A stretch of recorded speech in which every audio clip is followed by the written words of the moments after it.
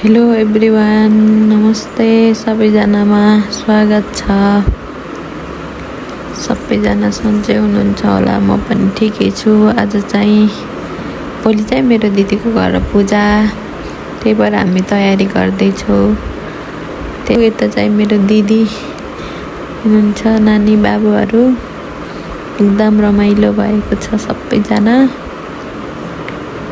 अनि नानीहरूसँग अहिले भनाउन भन्छु, एकदमै रमाइलो हुने, नानीहरूसँग रमाउँदा एकदमै रमाइलो भएको छ।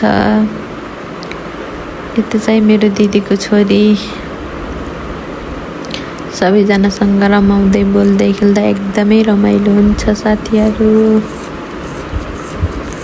म चाहिँ हल्का फर्स्ट टाइम नै भ्लग बनाएको हो।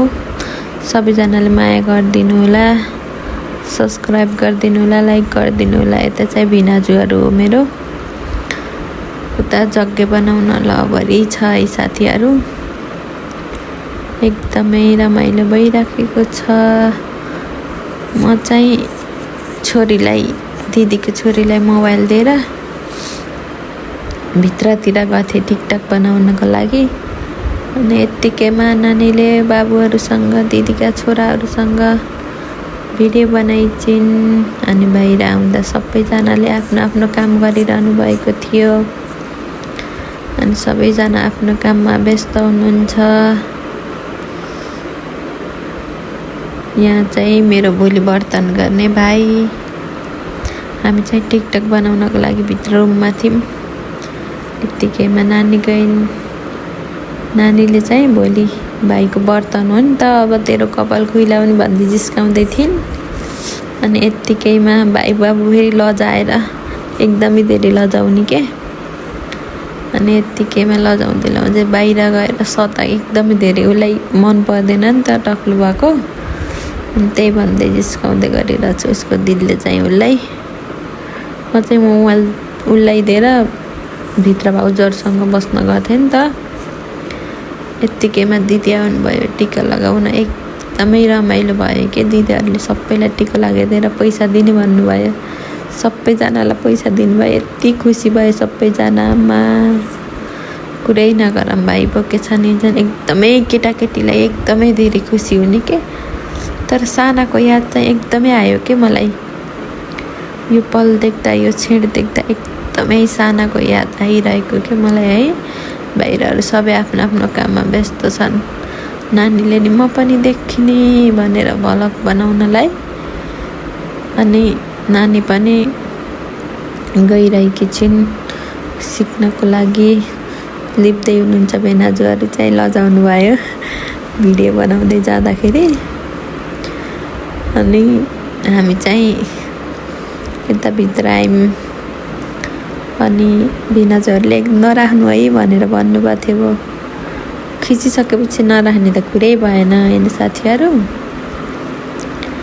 अनि भिनाजुले काटेर राख्नु है त, मैले लिपेको नदेखाउनु भनिरहनु भएको थियो। मैले हुन्छ भनिदिएको।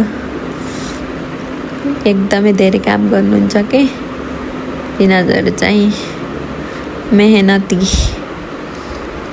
मेहनती भएर जग्गे सजाएर एकदमै राम्रो गराउनु भयो गाइज। के गर्नु, भरे यस्तै छ। पूजाको लागि तयारी गर्न लागेको। अरू चाहिँ भोलि हाल्छु। लाइक कमेन्ट चाहिँ गरिदिनु होला। फर्स्ट टाइम बनाएको, त्यति साह्रो राम्रो त भएको छैन, तर पनि सबैजनाले माया गरिदिनु होला।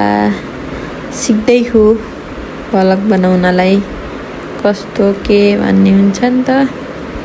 त्यही भएर भिनाजुले एकदम मेहनत गरेर लिप्नु भयो के, किनकि भोलिको लागि केही समस्या नहोस् भनेर। अनि अब लिपेर पनि भ्याइसक्नु भएको छ। घाम फेरि एकदमै धेरै घाम लाग्ने के। घाम लागेर घामले पोलेर अनि यत्तिकैमा बाहिर आएर अब चाहिँ टिका लगाएर पैसा पाउने बेला भयो है। अनि यत्तिकैमा दिदीले सबैजनालाई पैसा दिनुभयो। अनि म पनि